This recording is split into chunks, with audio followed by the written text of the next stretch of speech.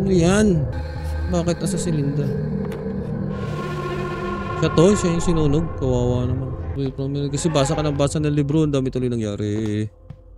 Bala kayo dyan. Bala kayo dyan. Lagi mo lang dyan. Bitch. Right, that should be the power for the elevator. Let's go, let's go, let's go. Wait, nasa elevator.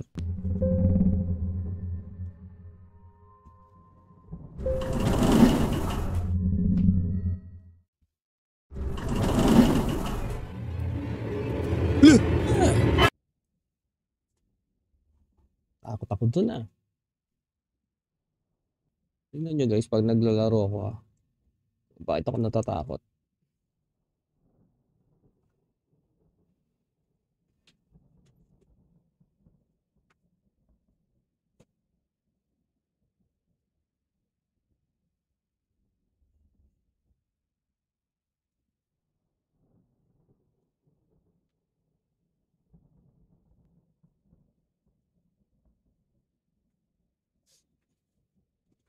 Right, so